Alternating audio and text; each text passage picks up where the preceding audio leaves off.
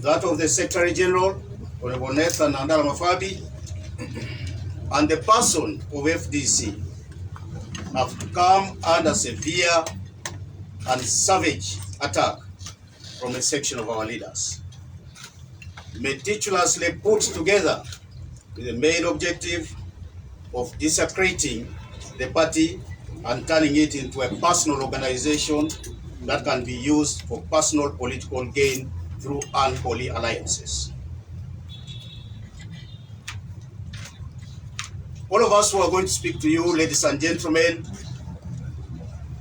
are people with a name. As the public may know, I have been in the mainstream political activities of this country for almost 3 decades. I began my national political debut in 1994 as a young person running for political office to join the Constituent Assembly.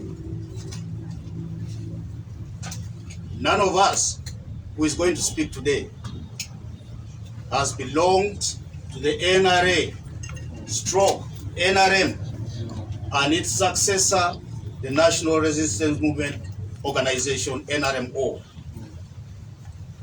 I have participated in every election as a candidate since the Constituent Assembly elections in 1994, and also as an active team member for the late Dr. Paul Kawanga Semogerere in 1996, and for Dr. Kizza Besigye from 2001 to 2016 during the presidential elections. To me, 2016 was such a unique opportunity because I was chosen to lead the campaign of Dr. Kizza Besigye as his national field coordinator in an election that we convincingly won. Together with Honorable Nathan Nandala and the others who joined that campaign, we worked tooth and nail, day and night, to ensure that this victory comes about. My comradeship with Nandala Mafabi and Dr. Kizza Besigye started in the year 2000, when Nandala Mafabi, coming from the World Bank, and myself coming from my practice, decided to join hands to hunt down the dictator who has continued to bedevil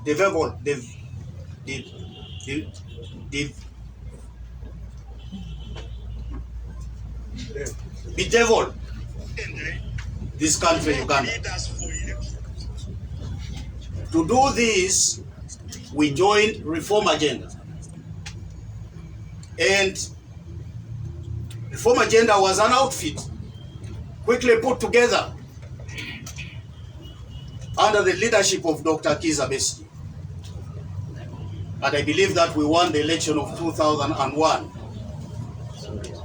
using the Reform Agenda as a vehicle. Of course, needless to say,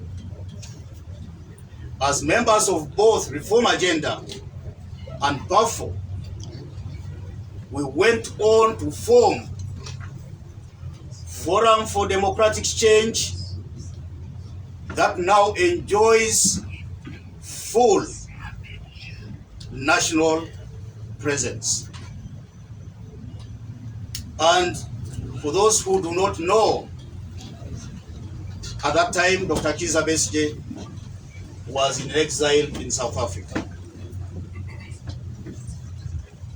It therefore goes without saying, without any shade of doubt, that the two of us sitting before you today are not only seasoned politicians, but people who have been in the trenches to fight dictatorship in this country.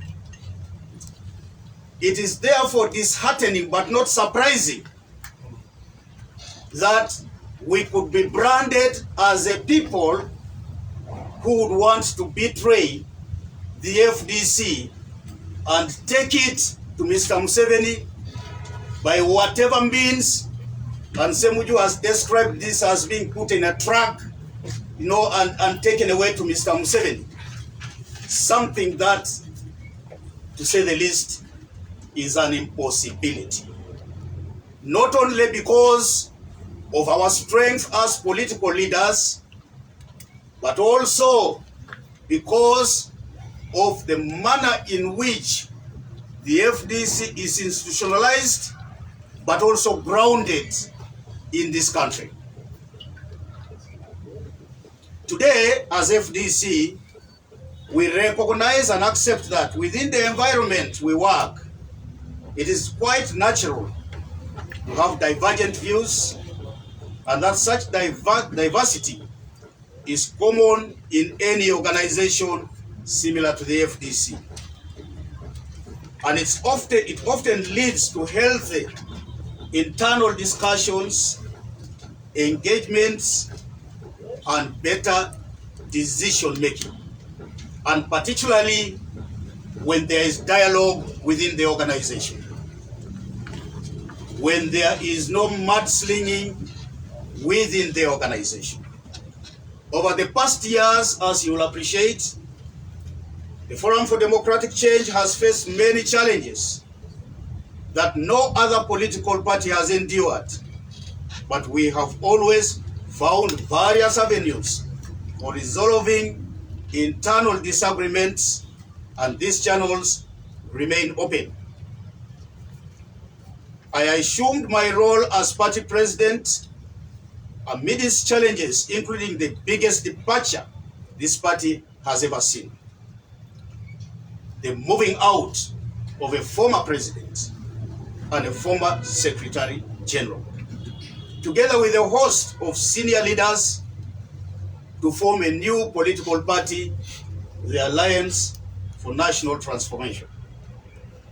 This situation was adequately and decisively dealt with through team and hard work, and we have since moved on. I am grateful to the members who stood by us throughout this period. Unfortunately, some individuals who are ardent opponents of the current leadership chose to remain within our ranks, but continued to undermine us, waiting for any opportunity to strike. It would seem like this opportunity has now been found. Despite all this, we have persevered on this journey, and our capacity has been tested time and again by new political waves, but we have emerged even stronger each time. To all the members of the Forum for Democratic Change who are dissatisfied and have concerns about the leadership and how the party is run, we encourage you to make use of the available avenues outlined within the FDC Constitution to address your grievances. And in any case, we are a public institution and we abide by the supreme law of the land.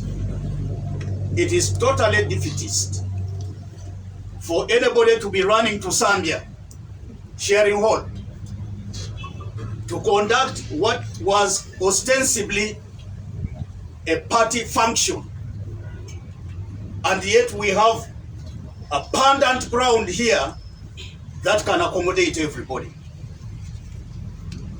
It is total cowardice for anybody, whatever his or her size, to go out of an area where we can participate in active debate, because a few kilometers from here, as if this is not recognized as our home. I would like to address the country on what has possibly created this kind of situation. Number one is the two centers of power that we have in the party today.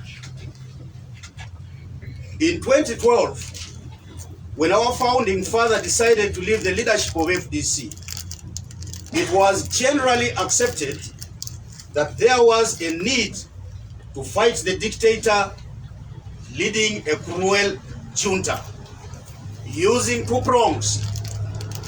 The first prong that we prescribed as medicine to this dictatorship was activism, or defiance as it's commonly known. The second was elections. The formation of the People's Government, whose founding I was part of, was meant to reclaim our victory of 2016 using civil disobedience. Of course, we ran several campaigns together with the president, the People's President, Dr. Kiza Besigye, running risky ventures across the country, some of which led to fatalities, including death. And therein lies our foundation. Therein is our DNA, the foundation of which was built on defiance, the foundation of which was watered by the blood of common Ugandans.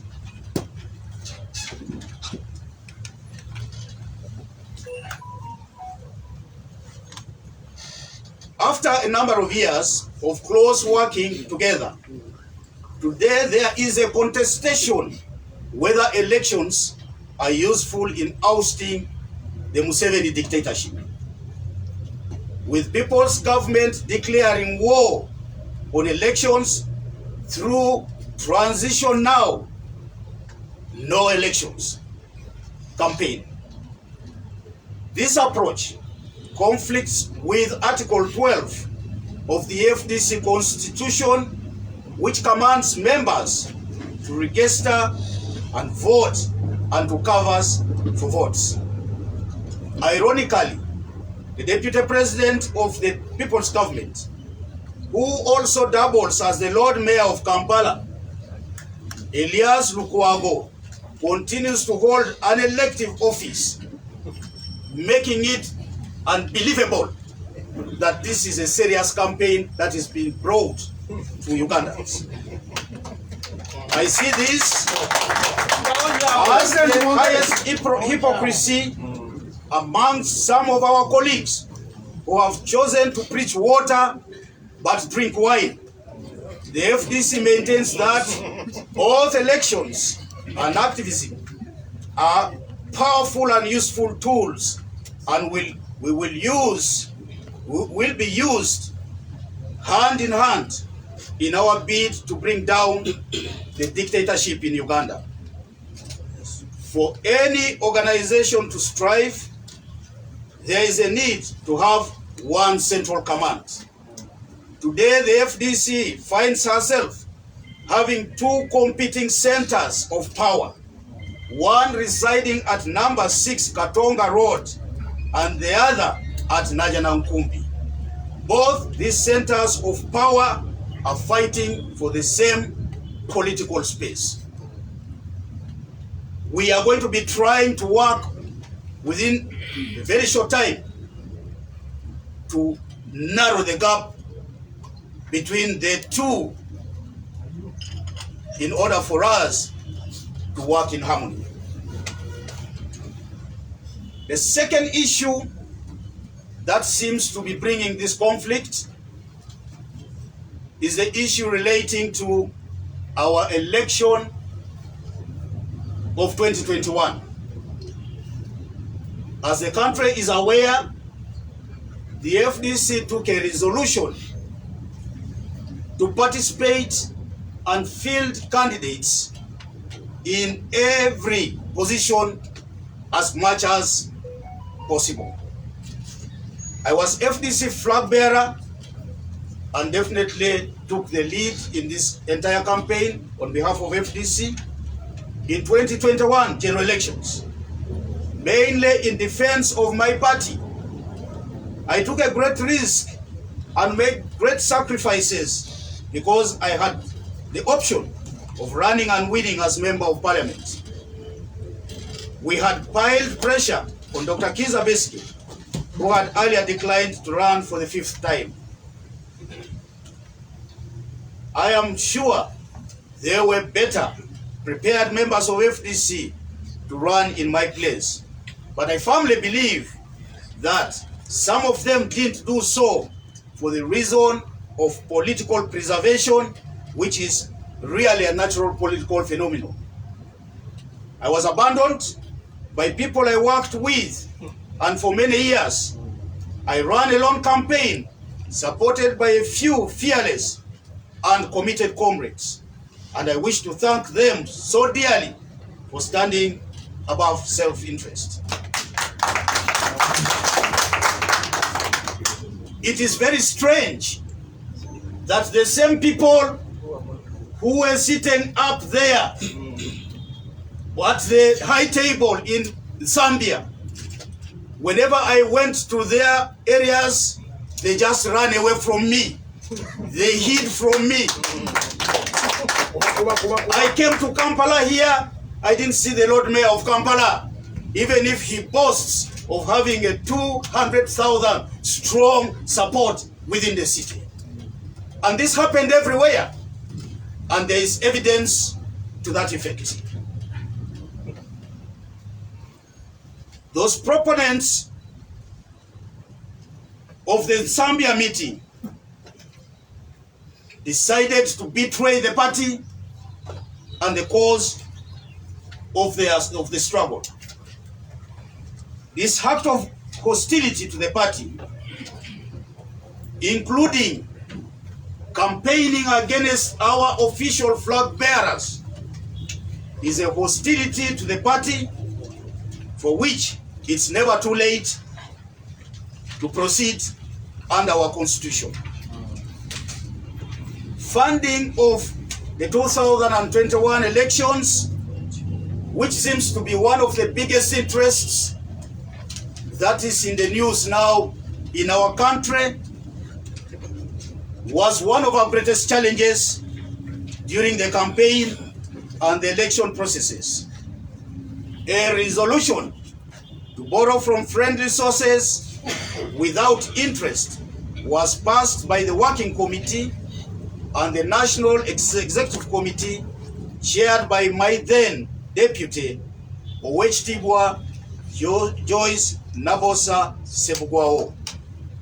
To the best of my knowledge, a borrowing was made and accountability for all funds spent made to the first Working Committee and NEC preceding the 2021 general elections.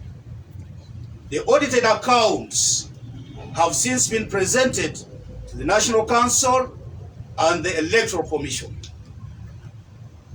Non-public disclosure of some sources of funds for the campaigns, disclosure of some sources of funds for the campaigns is not possible because throughout our life as a party, we have maintained a policy where sources of funding that don't wish to be disclosed are kept confidential. And we got to take note of this. We are not going to the marketplaces to betray people who have supported us financially. Some of them are in business. Some of them may be working in government, but do not believe in the government of the day. Some of them may be ordinary citizens who may not want to be disclosed. And so the last thing we shall do is to betray our allies. This is meant definitely to protect our funders from wanton attacks by the junta. The allegation of funds received from hostile groups by the party was made by our founding president, in 2020. In private, he claimed that he had intelligence information that money had been received by the party from the Museveni establishment. It took us 2 years to try quietly to resolve this matter without much success. So this is not a matter of yesterday. It's something that has been hovering around for nearly 3 years now. This accusation came to light, to public light, during the 15th National Council meeting held on 25th to 26th November 2022, raised by our founding president, Dr. Kizza Besigye. We decided that the media would be left out of that particular session because we wanted to discuss internal matters, and therefore this was not captured in the cameras.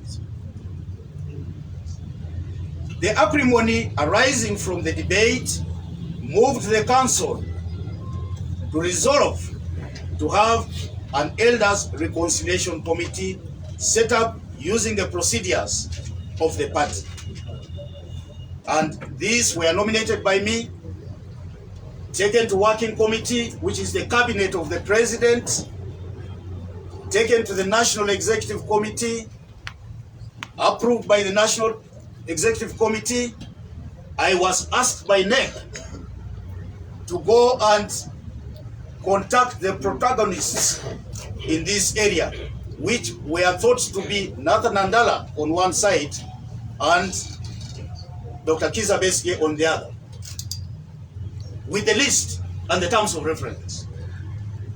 Each of them consented to both the list of elders approved by NEC and the terms of reference. What that meant is that this committee was given the confidence of everybody, including our friends who sit in NEC, who sit on working committee, who decided to go and address their grievances in the media. The main accuser and the accused and other top leaders of the party appeared before the committee. It was my expectation that well-meaning members of the party would wait for the elders committee report. What happened in Zambia is a case of blackmail, dishonesty, coupled with fear for internal elections. The meeting held in Zambia once again raised the same accusations with just a few days to the 16th National Council meeting that shall be held next week on Friday, the 28th July 2023. Our accusers offer no new evidence of fault conducted. And so, for me, really, we have been accused not once or twice. We are subject of endless attacks on allegations being handled by the Elders Committee.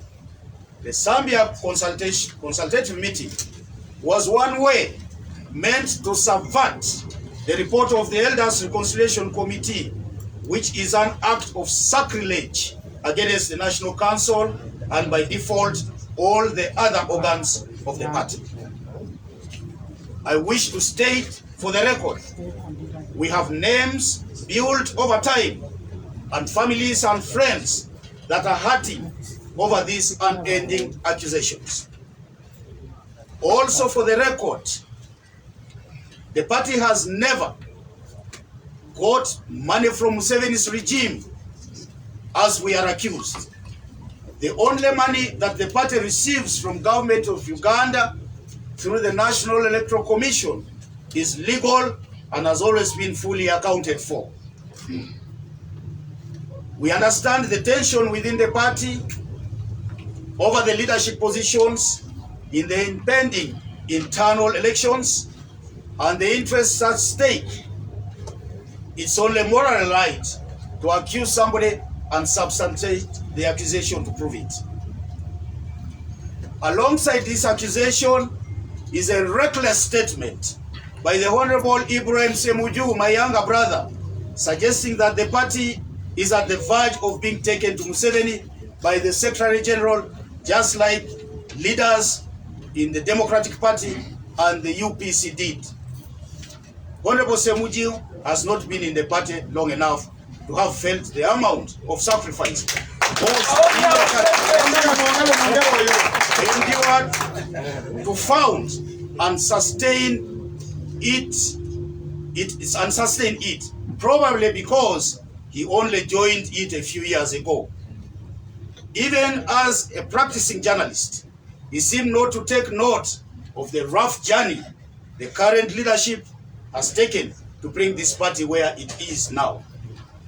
He can be forgiven because he still has a lot to learn.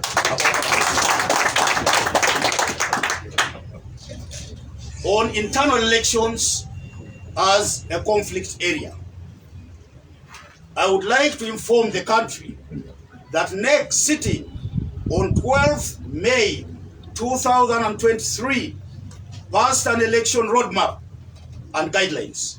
Later were approved. This set in motion an electoral process that will be run independently by our party electoral commission. NEC, sitting on 16th June 2023, debated a possible extension of actual elections, and upon approval of a motion moved by Virginia Mgenyi, the election roadmap was extended to allow time to resolve internal disputes. This extension of the roadmap is now being implemented, and our election in the villages will commence on 21st July 2023. I would like to make a clarion call for our accusers to participate in this election. We will not allow anybody to fight a democratic process, because it is upon this that we have one of the greatest leadership democratic credentials ever in the politics of this country. A new accusation, unfortunately, by Honorable Ssemujju is that ISO is compiling, ISO has been recruited in compiling the FDC party register. As per the party constitution, Article 15, every party member shall register at their village, which is the party branch and the nucleus.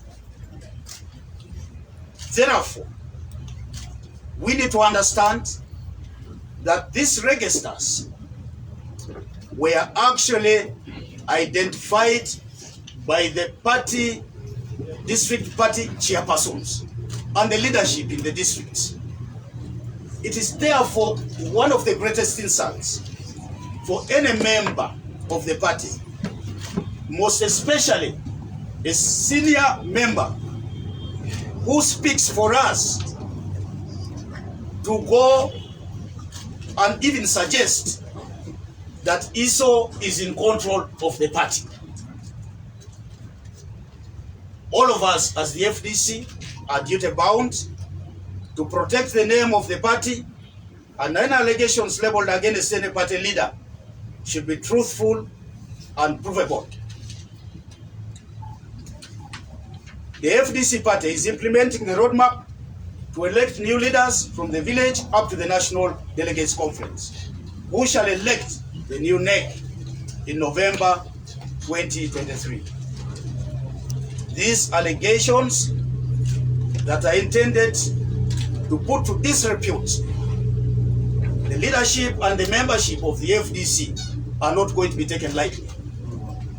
And as president of the FDC, I am going to move for disciplinary action to be taken against these errant police of ours.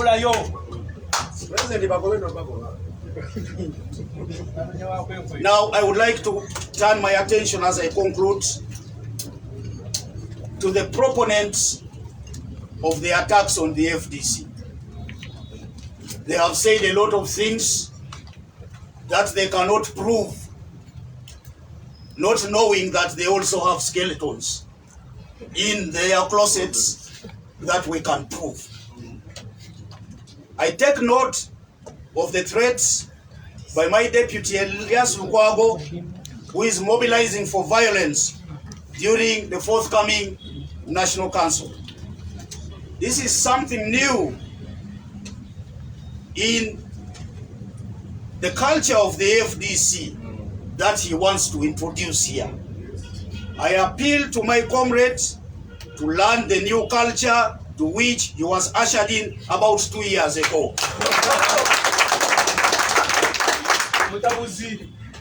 I have, of course, the record of the Lord Mayor is very clear.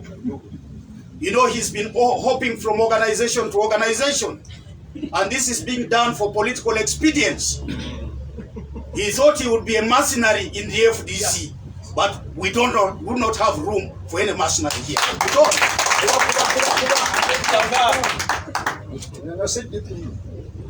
I took exception to the alleged dealings between Lord Mayor Lukwago with General Saleh. It was public knowledge. You displayed documents in the media and everywhere where General Saleh threatened to withdraw his political support in a handwritten document on ordinary paper. We got concerned about that. And naturally, as the chief executive of this party, I had questions to ask. When I raised this matter with him, he got angry, personal, and almost physical. He told me that this matter was between him and General Saleh, and I should keep off it.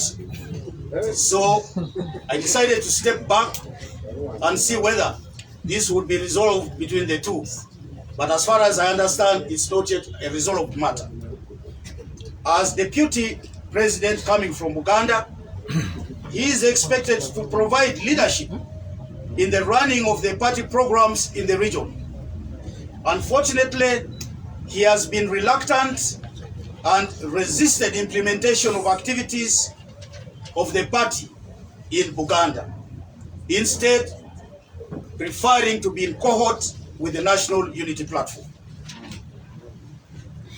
He has also not been receptive to defiance and activism, because I would imagine that being a person who is in control of the city of Kampala, he should have been our frontline soldier in activism.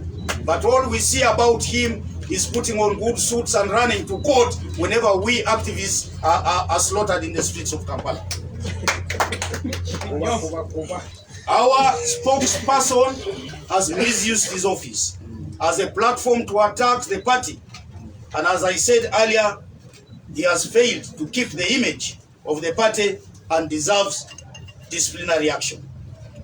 We have received information about the financing of the Nsambia meeting from suspicious sources. Some of the people who claim to have financed the meeting have never contributed a single penny to the well-being of the FDC. Today they are masquerading, they are saying, you know, they love FDC, and you know, they contributed almost 100 million to the running of that activity. It is common knowledge in the public that the Honorable Ssemujju remains one of the most traveled members of Parliament. I have received complaints from some members of Parliament that the Chief Whip is taking foreign trips from them, some of whom have never traveled since they came to this Parliament, the 11th Parliament. And we do not know how this is happening. We, as the leadership here, call for calm amongst the FDC party members. This is our party, for which we have invested our youthful energies and lives, and we shall never sell it to anyone at any amount of billions of shillings as accused. With humility, we implore you to build strong grassroots structures on which the present and future leaders of our party shall stand. I see the group there clamoring for leadership here, wanting to destroy this party using that mode to ascend to leadership. What do they want to do? To come and preside over a destroyed party?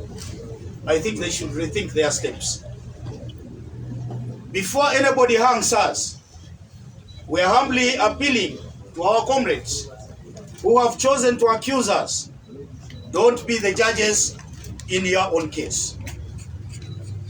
With the accusations on our heads, we shall be coming to you, our party members, in your respective localities, in the hills and the valleys of this country, in the nooks of this country, to defend your party and to defend ourselves.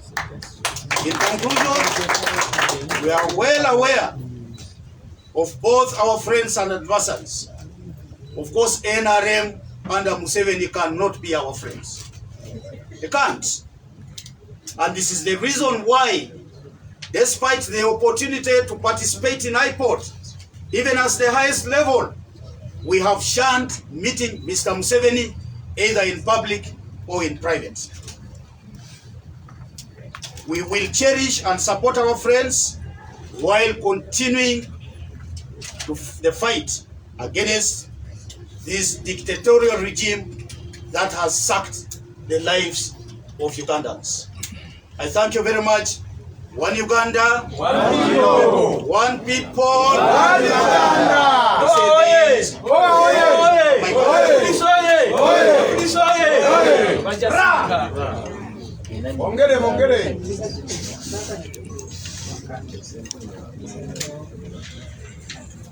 We'll ask that the cameras now face the Secretary General, who is the custodian of many things in this party.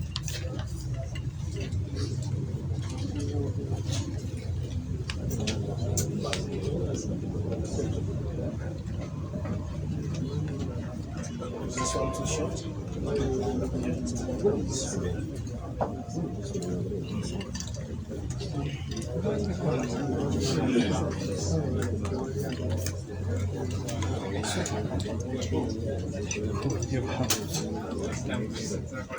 Are you ready? Yeah. Red. Huh? Very. Well, I mean, the president has been spoken. What do you want to Allegation. Allegation.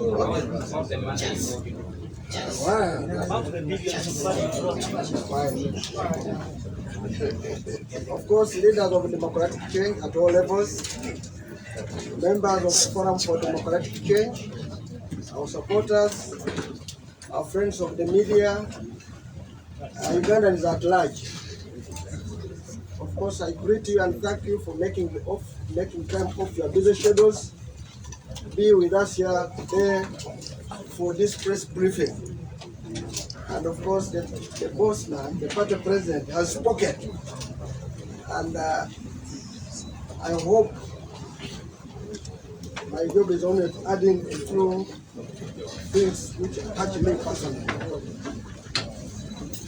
On Monday this week, a section of our members during what they termed as a consultative meeting,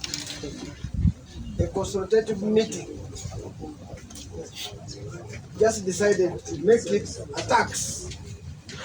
It was an attack meeting, not a consultative meeting, towards us leaders of the FDC. And this is the reason why we have decided as accountable leaders to come out here today and offer the true line of the story. I want to thank the president.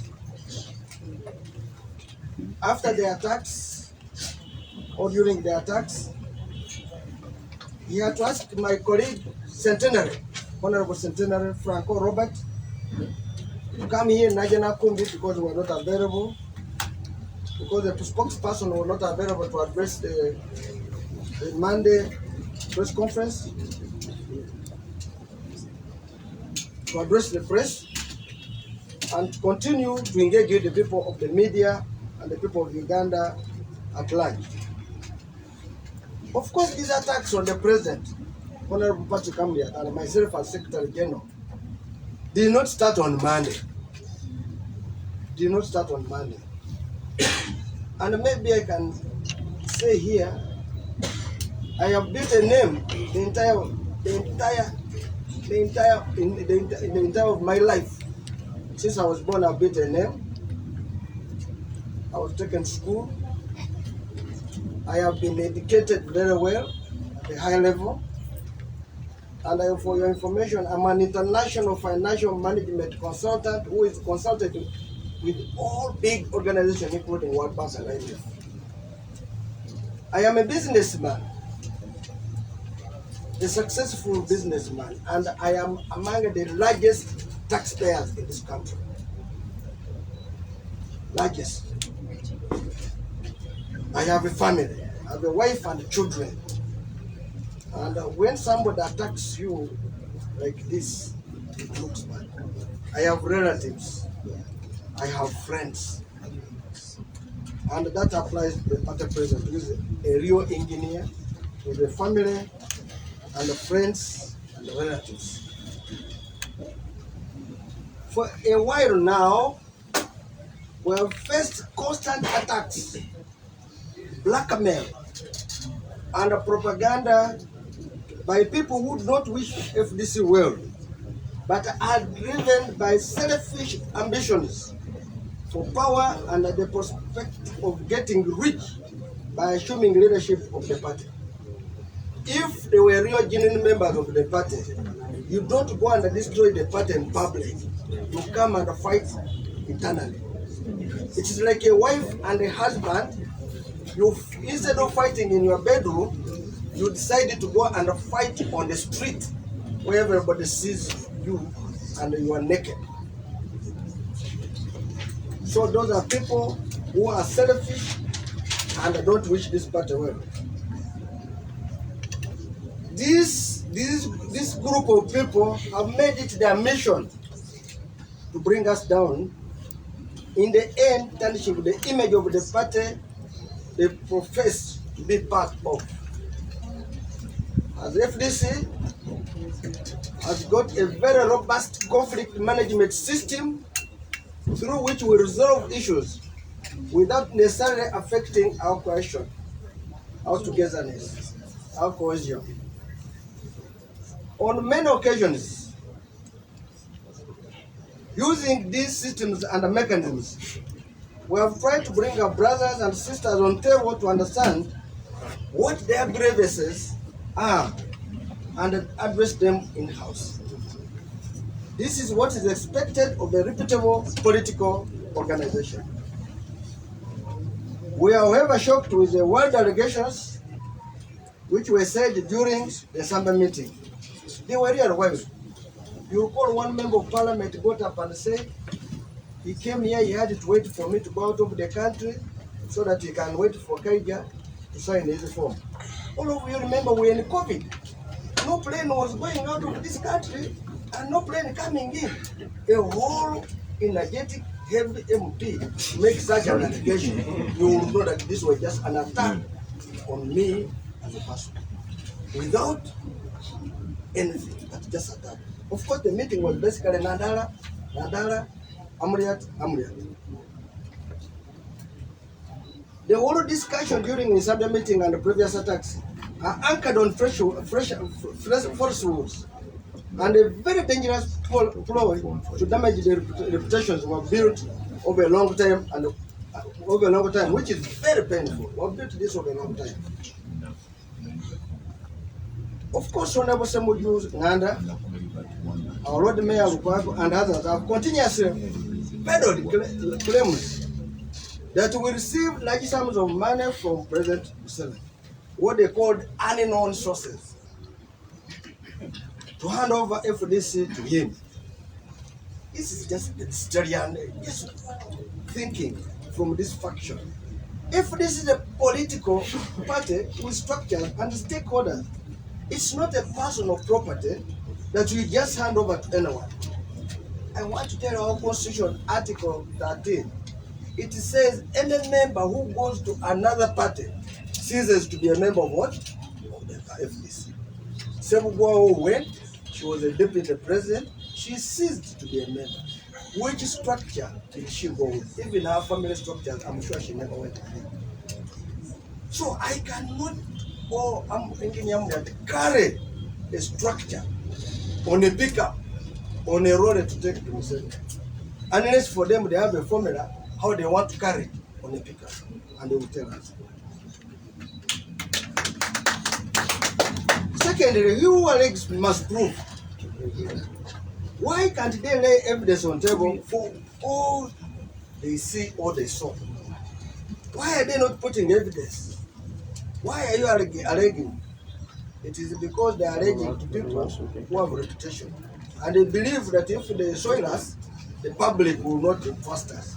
But we want to state, the public has tested us, the international world has tested us, and they know which type of person we are and they trust us.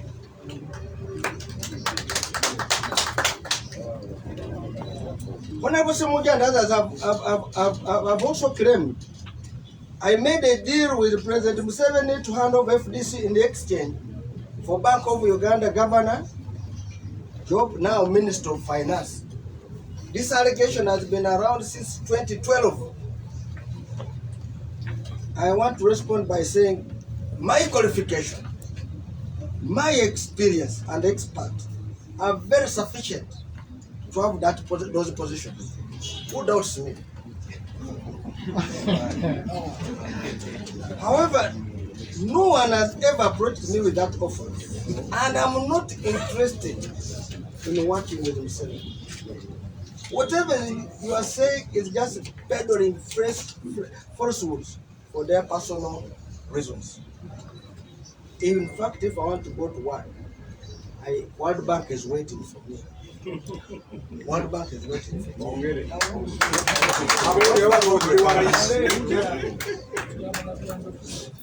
And I consult from so many banks, international banks.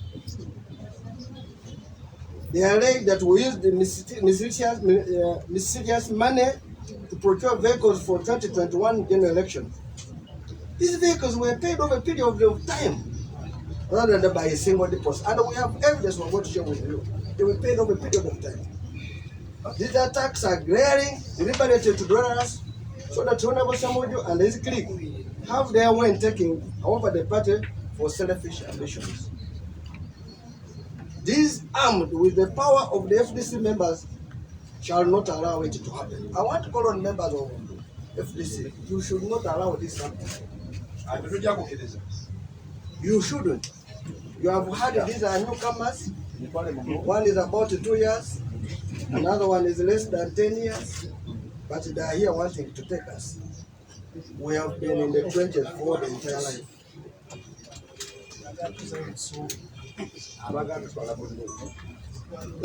Like we mentioned earlier, Honorable Ssemujju's clique has made allegation without providing any evidence, despite constant requests to submit the same. If this is not malice, what is it? Why don't you bring evidence? You say on such and such a day, you saw us in the State House speaking money, but you cannot provide.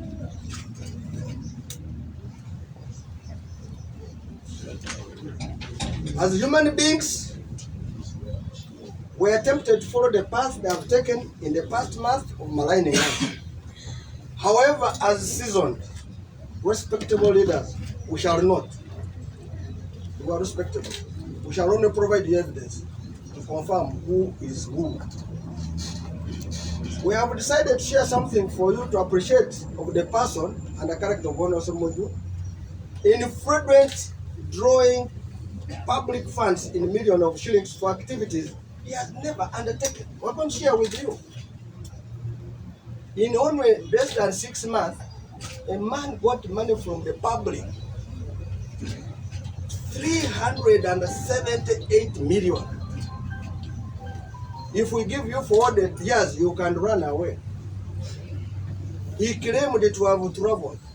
If you get information we're getting in some of those areas, he never traveled. He was in one country, in 3 countries on one same day, which are far apart. Far apart. He tells us that Museveni should declare his relatives as employed. In Parliament as a chief whip, as now a whip, who are those working and being paid in his office by Parliament? Never say you have a piece in your, a speck in your eye when you have a log in your eye. All this we're going to share with you, and you are going to do it for your own analysis to confirm what a leader you have who claims to be clean, yet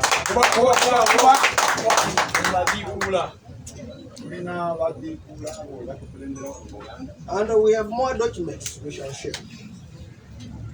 For us, we have evidence. We are waiting for theirs. Let us go back to the memorial lane. Of course, some of you don't know, in 2001, we participated in the election. Our president was Dr. Kiza Besigye. We did 2011, we did 2006, 2011, 2016. These general elections were when Dr. Kiza Besigye was a presidential candidate. And were very well funded. I want to state I was the deputy treasurer. I have evidence and information. The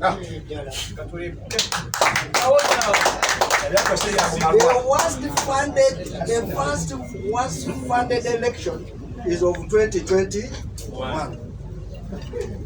The other one was over 10 billion, 15, but this one was not even 3 billion. Why? Because the so-called who would have been able to assist were not there. And why? Because it was in Amuriat standing and was properly abandoned. In Kampala here, I will give an example. Lukwago, Lord Mayor Lukwago ran out from every candidate of FDC. Every candidate of FDC, including Amuriat. In fact, we have a petition which says he went against the party. If you cannot support your own, now you want to come to support who? Amuriat suffered. That applies to my brother Nganda Ssemujju. He ran away. But I want to give you a simple experiment to show who are those who get public resources. Who made billboards for Lukwago? You remember the billboards? Yes. Who made them? Who made billboards for Ssemujju? We have got somebody who says those billboards, each was over up. Each of them spent Lukwago over 1 billion. Ssemujju spent over what? 1 billion. Show me the kiosk which sells airtime which belongs to Ssemujju. Have you ever seen this kiosk of MTN or airtime? So where did he get the money?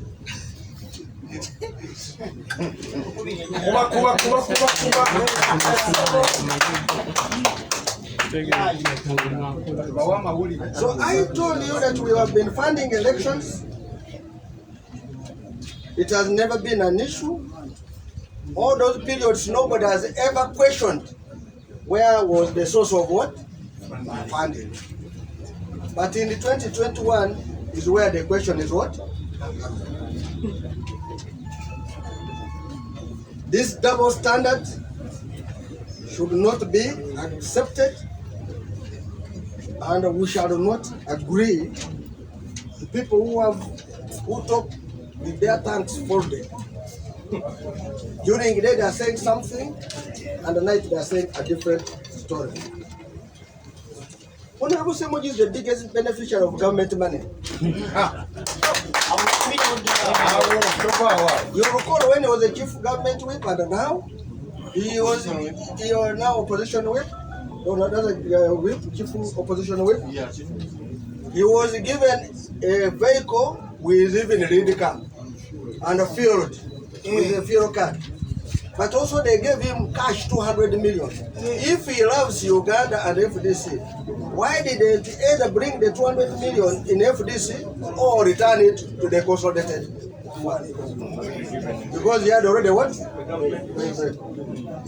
I have mentioned about the people he employs. I want you to go and find out who his relatives are before he asks Museveni his relatives he has employed.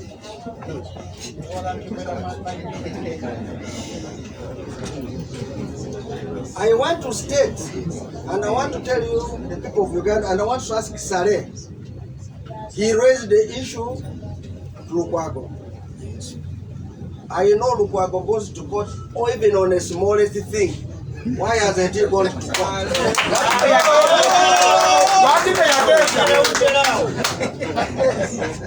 That clearly shows there is truth, and I want you to ask General Sare to give me authority to prosecute this case up to the end, because I am one of the best investigators in this world. And I will tell you, he's a chief beneficiary of public resources, and directly and indirectly. Recently, he was paid over 500 million by Attorney General that he went to court for a case that they were thrown out of office. There are many people who have won cases, years and down. They have never been paid their what? Money. If Museveni was not interested in him, would he have given him this 500 million?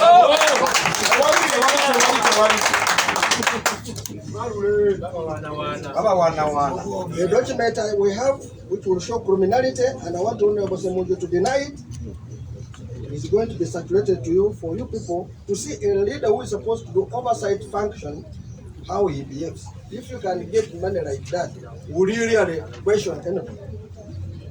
It is for you only for only 6 months. There are areas, I've told you, where he was in Juba, Nairobi, Saudi Arabia, Dubai, I think almost on the same days. I want you to ask a question. Did you send members of parliament to go and be trained how to do campaigns? I thought they are already campaigning. If you see those documents, he's almost every week in Nairobi training in campaigns. He went to supervise elections in Kenya for 14 days. Were elections in Kenya there for 14 days? No. Let him confirm he was there for 14 days. If he's a genuine man. And he says he's a Muslim like us.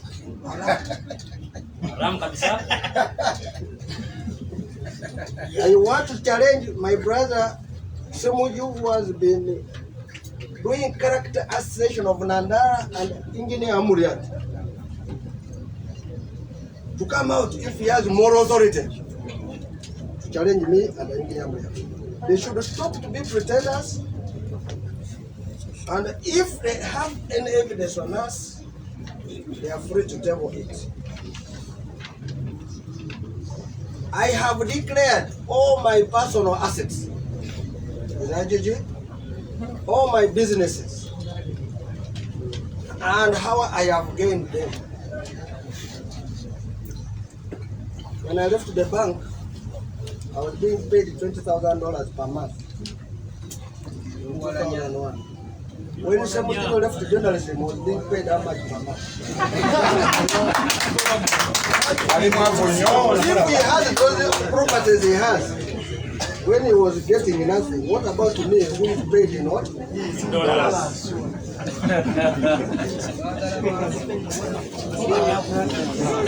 I will also give a document which talks about the 300 million of agents which was given to a founding father, who claims he took pictures of the money, and when he was returning, he returned it in installments on the day of voting and after, and we still have a balance. And if he says it was not the money, he would have returned it all once.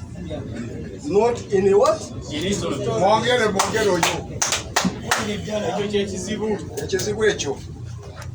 I want to state that as a party, there was no need for our team to have gone to a Sunday to spend all that money. They would have come here to question. Because you wanted to ask accountability, which we have provided in working committee, where there are all members, in National Executive Committee, in National Council. If you have not asked from there, why go to Zambia? In auditing, which I'm well versed, and as a professional, they raise a query. We have submitted our accounts to Electoral Commission. We have not got any audit query. And I don't know how Ssemujju and Lukwago team are capable to raise a audit query where their competence in that area is lacking. They made an allegation that we got money to fight NUP. Now you can imagine FDC people becoming spokesperson for NUP. The person who should be complaining should be who? Senyonyi.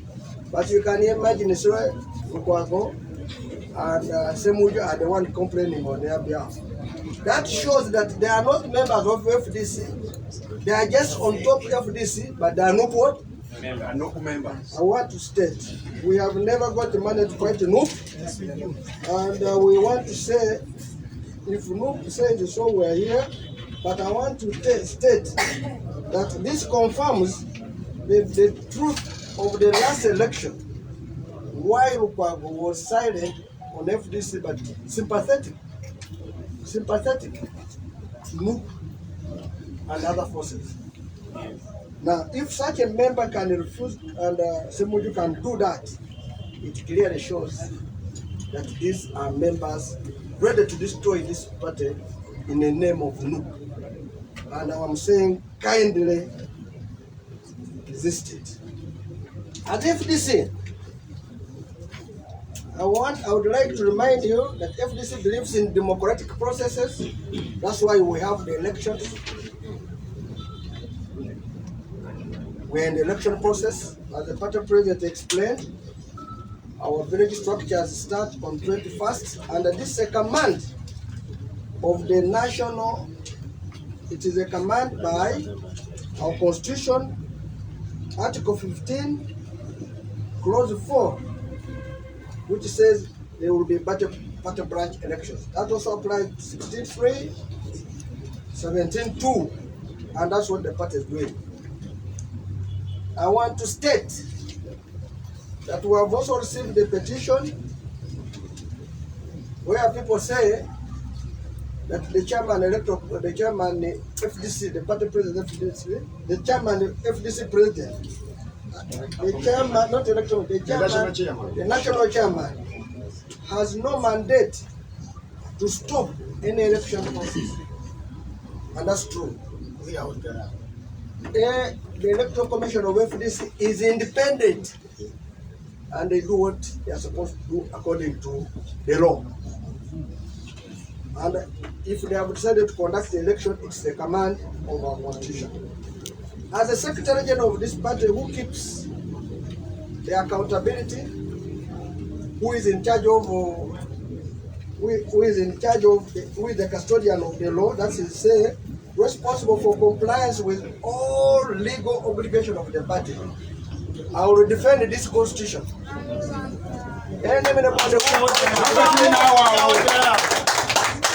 It will not be accepted. It is so unfortunate that our brother Lukwago is mobilizing people for coming to disrupt the National Council. I want to request colleagues and brothers that don't do it. This is not a fighting ground. If you want to fight, you can write a letter. We'll also get you the number of people to fight with you. And we can hire Nachivugo for that purpose. This is the Democratic Party. It will not accept any violence. And I want to repeat, it will not accept any violence. And my brother, Lord Mayor Lukwago, kindly desist from that act. If we really had the power to mobilize. When they sacked you from the office, why didn't you organize those 200,000 to return you to the office? And now you want to come to fight. And that is the reason why an electoral roadmap has been drawn to renew party structures, leadership through election. It is through election. It is not through violence. It is through what? Election. This fraction of leaders will not derail us from achieving this. I want to thank you all. One Uganda, one people, one people, one Uganda. Now, members, we had asked our colleagues from Robert Centenary to make a few comments, and I'm going to, because of the sitting arrangements, I will give him my chair. He has not thrown me, I'm the one who handed it.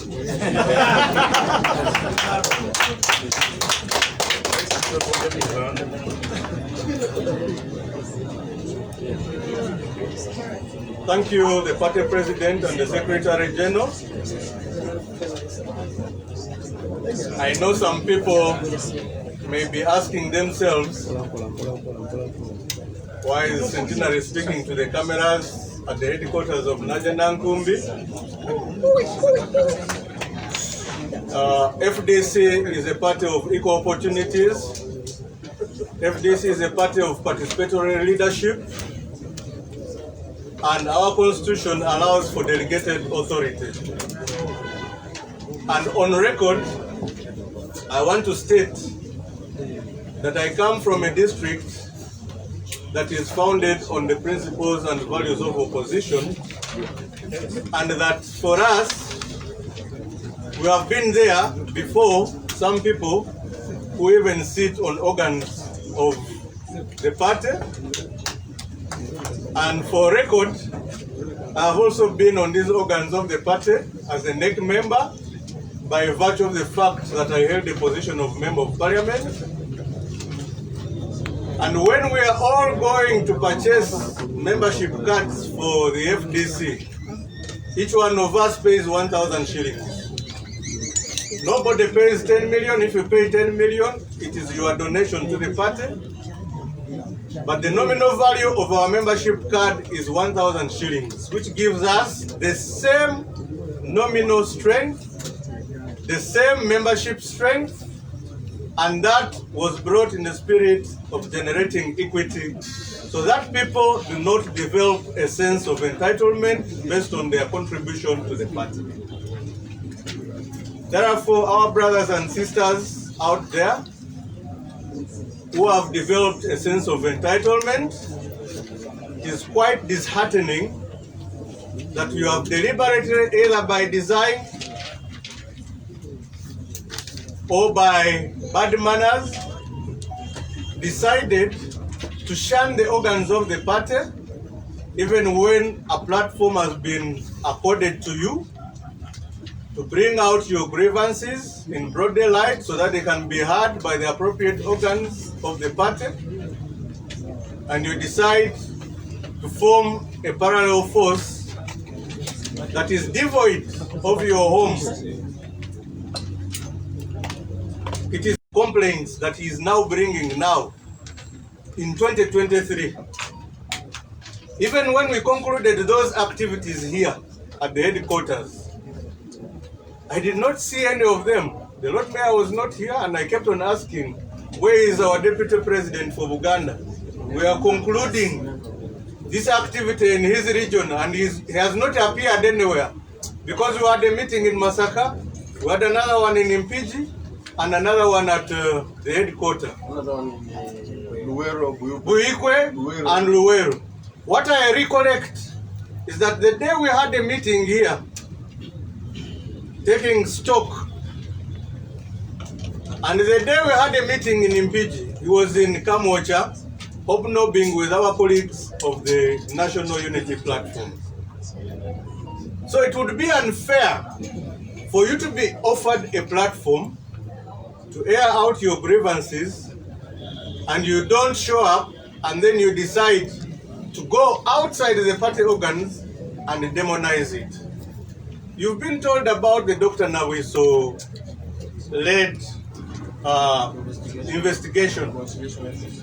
Yesterday, again, unfortunately, I had my... Really? Do you resign after accomplishing a task?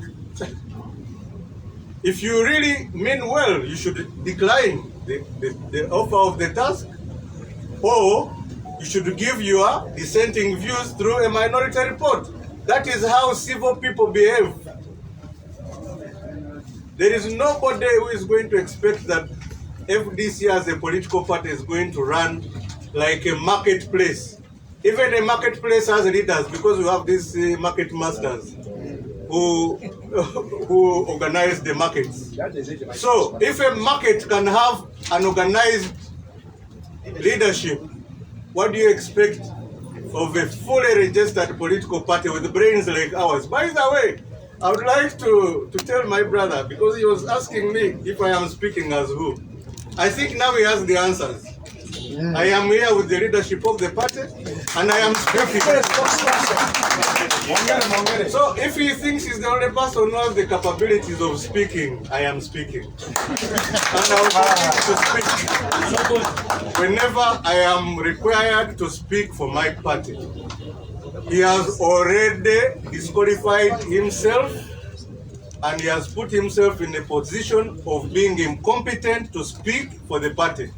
Because it is clear that the moment he brings an allegation against his party in favor of a sister party, that clearly shows where his heart is. His heart is not in the FDC. His heart is where he's advocating for. And if I may ask him, what is the relevancy of his allegation in 2023? Isn't it post-mortem? If he was making an alarm about the so-called dirty money that is in the party, I want him to first of all take stock and ask himself, to what extent has that so-called money negatively impacted on the institution of the FDC and its members? That is when he will have a valid justification to have tantrums all over, and all of us will rally behind him and say, yes, you have a good cause.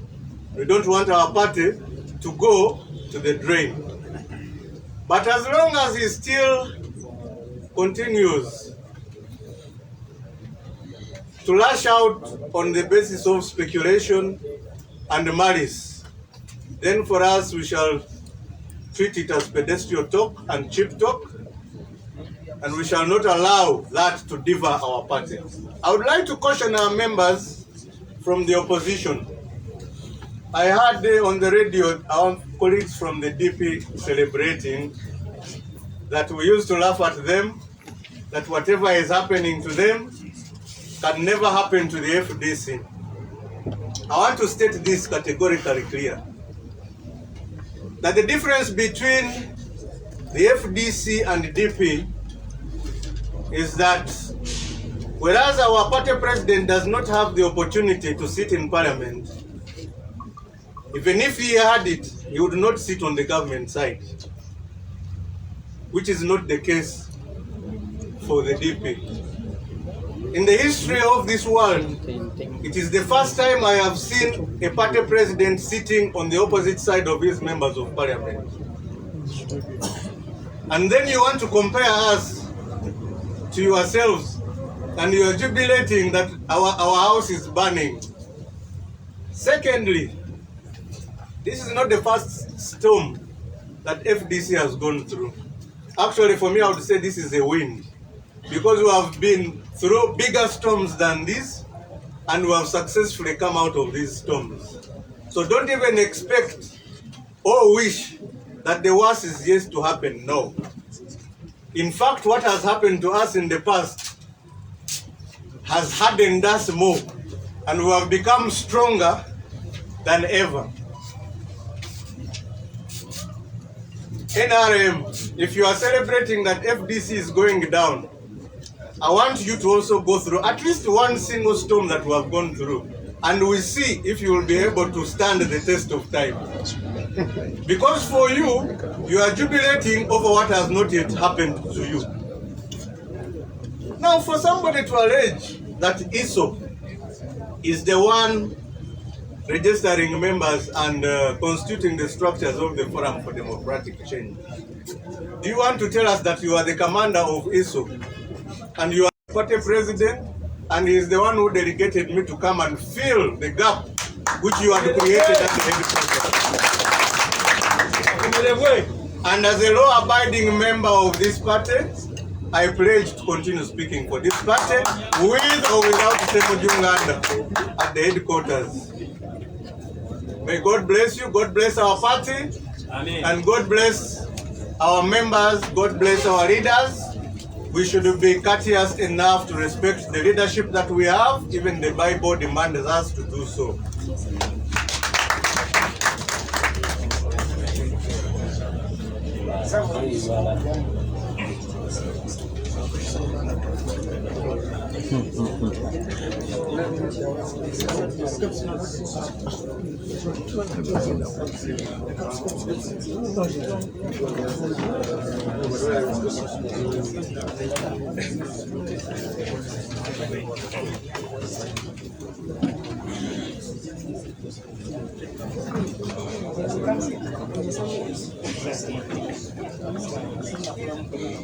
Thank you, members of the press.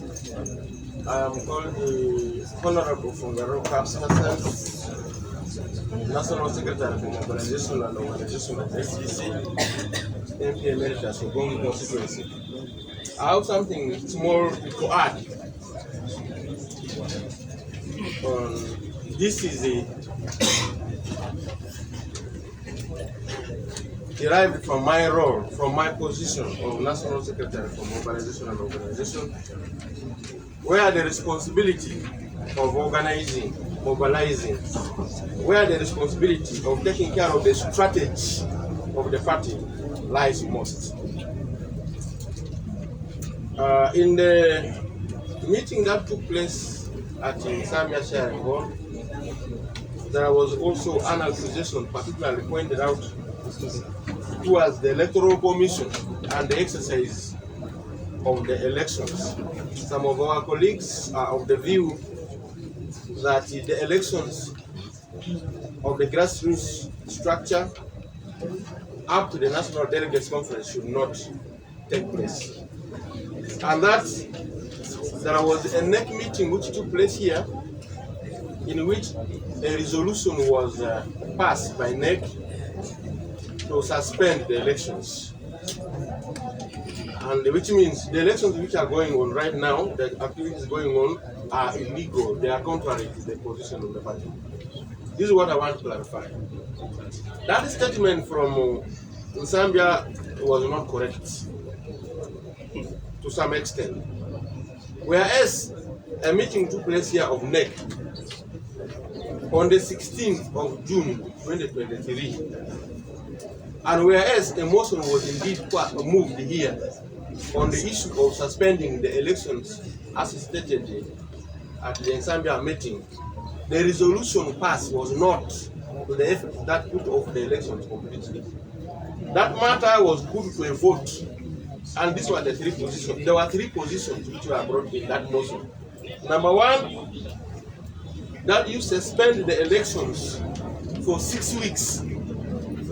Number two, suspend the elections for 4 weeks. Number three, suspend the elections for 3 weeks.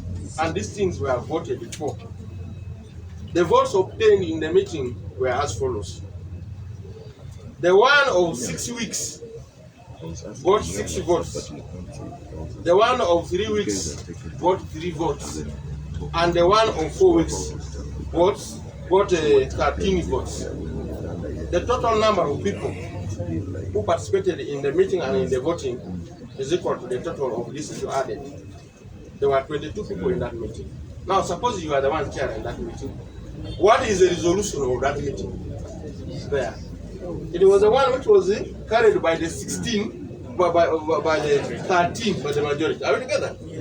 And the majority said, let the elections exercise, which was already planned by the Electoral Commission and was to start on the 19th of June, be suspended for 4 weeks. That suspension was done and it was respected. Instead of the elections taking place on the 19th of June, count 4 weeks, it was suspended. By that, the 4 weeks should have ended and the elections should have started by 14th of June. Of July, 14th of July. But the Electoral Commission organized and instead announced that the elections should take place on the 17th of July. So my brothers, really, who were there really? Were you speaking on the basis of facts? Can you see this? So don't condemn the Electoral Commission headed by Honorable Buka. They are working within the roles and responsibilities prescribed for them. They have not gone against the rulings of NEC. That's issue number one. Issue number two I would like to bring to your attention is this. There were certain activities which were lined up to be done within the 4 weeks of the suspension of these activities of the elections. Number one, the Elders Reconciliation and Investigation Committee meeting dealing on the matter of the allegations on money having come from NRM or from President Museveni and into FDC and particularly into the hands of our Secretary General, Amuriat Nandala Mafabi. This issue was brought into the public domain publicly here during the National Council meeting, and it was brought by our founding president, retired Colonel Dr. Museveni, in a meeting. And you know, there is what is called the right of reply. Dr. Museveni spoke when he was given the time to speak in a keynote address. Of course, he brought out what you already know. Then Honorable Nandala was there, I was there, we were there. He was required to reply. The right of reply is natural to everybody. When Honorable Nandala Mafabi came to reply, he started replying one by one. And maybe by luck, this meeting took place in the headquarters and then Honorable Nandala brought some documents. As the reply was still going on, people started murmuring, debating, responding. Like this. Then the elders said, cease fire. They stopped Honorable Nandala. They stopped the members from discussing that issue. And they said, this issue should go into the hands of elders for investigation and for reconciliation. That was what happened. The president was asked to form a committee, which he did. And within the 4 weeks of the suspension of the activities as per the NEC resolution, that committee, chaired by Dr. Nabisho, was supposed to be given time to do its work. That work has been done within the 4 weeks. The report, we understand, has been finished, and it is awaiting to be presented. Also, after completion of that report, the National Council of FDC was supposed to be summoned, where this report would be presented, and this summon has been done already. We have been informed through several means, including the mass media, the newspapers, that this National Council meeting is taking place on the 28th. We are waiting for that report to be presented. Another thing which was supposed to take place within this period of time was a meeting between the working committee of FDC, chaired by the party president, and the members of parliament, FDC parliamentary caucus. This meeting also took place, regardless of the outcome of the meeting after the meeting took place. Now, what has not yet taken place is the NEC retreat. And the NEC retreat, maybe it has not been put because I don't know, but the people who called it, in reality, should have told you. But you look at us now. There are many things coming together at the same time. The elections need money. The National Council needs money. NEC retreat, if you take all of us members of NEC, and the retreat, by the way, is supposed to be for like 3 or 4 days outside here and in the places where we usually go, it is also very expensive. I can see that most likely what has stopped the activity of the retreat from taking place is finance. The priority now is to go towards the election, grassroots election. So, my brothers, really, don't peg your issues on this. Lastly, on this point, we are at a tight corner. Some people raise alarm that the leadership of Engineer Amuriat Oboi and all of us who are sitting here should have expired to do an election around the time of COVID there. And that election, 2020, this election should have been the National Delegates Conference where we should have elected someone. Remember, the National Delegates Conference was not possible during the COVID. Parliament of Uganda, in the interest of protecting public health, passed a resolution that all political parties should not have any gathering, such as a national delegates conference. They should find a way of adjusting their administrative issues without such a big meeting. National Council, which was smaller than the delegates conference, came and sat and said, Engineer Amuriat Oboi, the president of FDC and your team, we have given you 3 more years to continue running the party. And that's why the office is here. But these 3 years are coming to an end on the 24th of November 2023.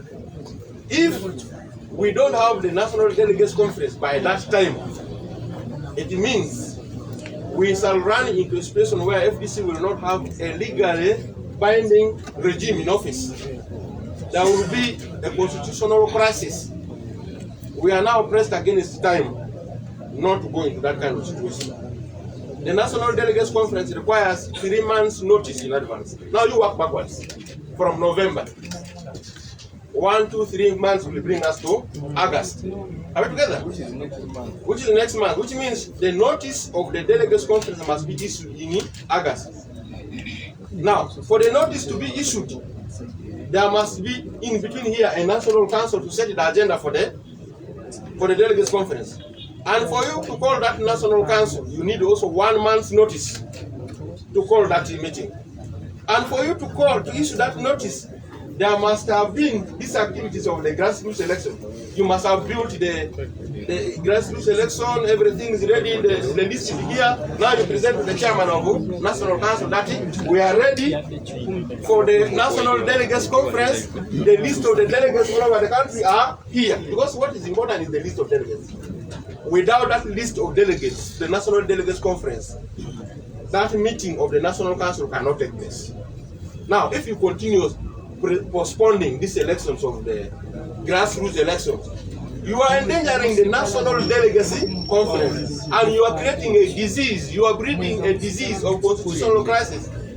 Really, this leadership of the party here must be congratulated. You members of the party, we are passing through a crisis. We are balancing like this, keeping the morale of the people. Not all is lost. Are we together? My message is to the people.